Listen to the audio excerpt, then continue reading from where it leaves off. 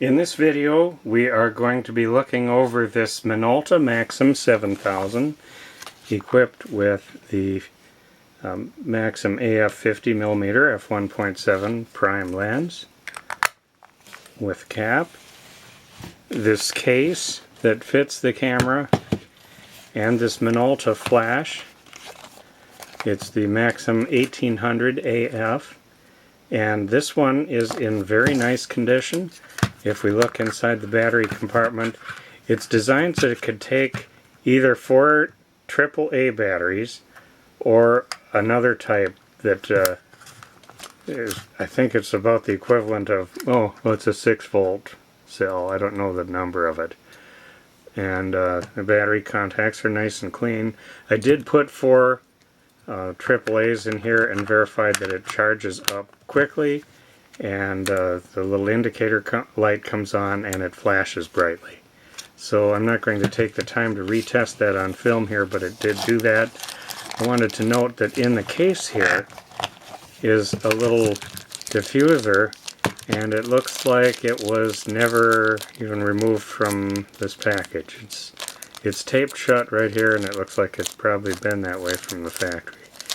But anyway, that little diffuser is there. And it fits in here and there. So let's move on to testing out the camera. And in order to do that, I have a scrap roll of 35mm film and 4 AAA batteries. And so we will remove the battery holder from the side of the camera, loosening this little screw here. It's got a coin slot if it's really stuck, but it wasn't. Important thing to note about this is extremely clean. There's no battery leakage indication on here at all, so that is a really big plus, because an awful high percentage of these cameras, when found today, have had batteries left in them for 20 years, and the battery leakage is just a horrendous mess. So let's install all these batteries in here in the right directions. There, and here, and here, and then rock that back till it clicks, and then that just slides right into the end of the body there, and then we'll just tighten this down by hand. If you really wanted to, you could stick a coin in the slot here and really crank that if you wanted to, but it's usually not necessary. A few things before we load up the film. Let's look at this. One thing that I want to point out is this display here.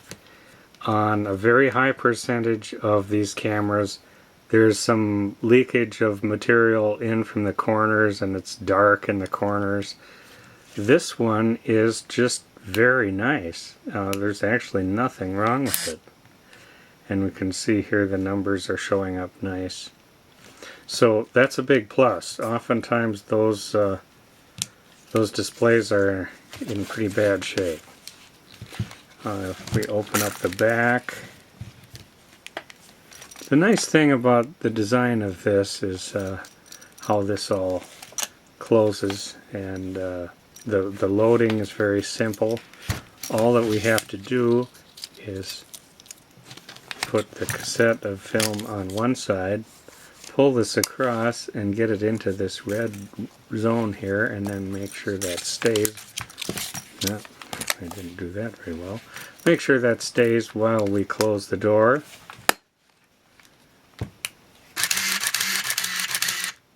Okay, and we want to point out that it did read the ISO 400 off of the film cartridge, which is correct.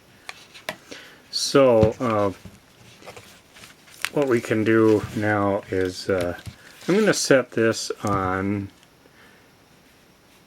not on program, but on aperture priority. Now what we can do here is, see, here's the little arrow pointing at the 5.6.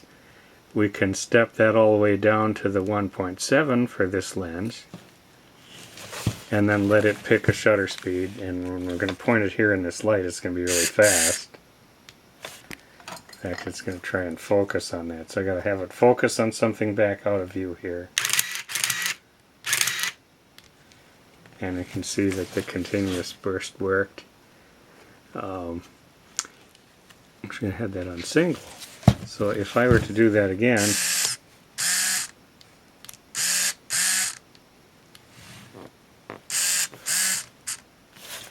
it's having a hard time because I'm there. Okay.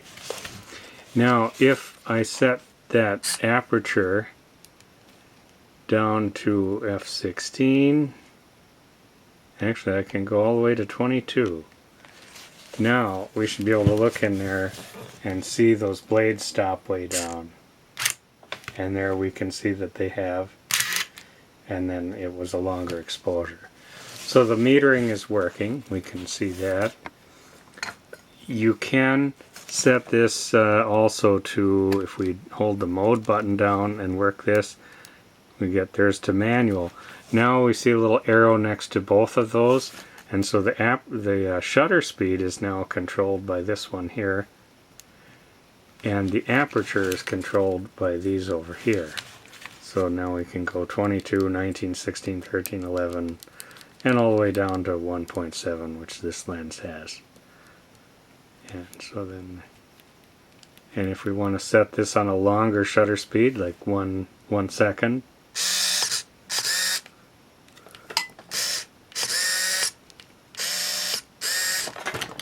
I'm having a hard time getting it to focus on something. There. That sounded like a second. So, if we go back here to, and there's shutter priority, so now these buttons will just control the shutter speed, and we can see it's picking an aperture, and there with it's showing f1.7 is blinking, so we've gone beyond the range of what it says would be good. And there at 4 seconds f22 is blinking. Okay. So I'm going to set it back on program. The drive is there's single continuous. Now so here if I hold this down and we can get it to focus on something, and there we saw it just ran it all the way to the end of my short little test roll. So now it's blinking, and so to rewind this, now on this camera it's powered rewind, but you have to push this little button here and pull that, and now it's winding the film back into the cartridge.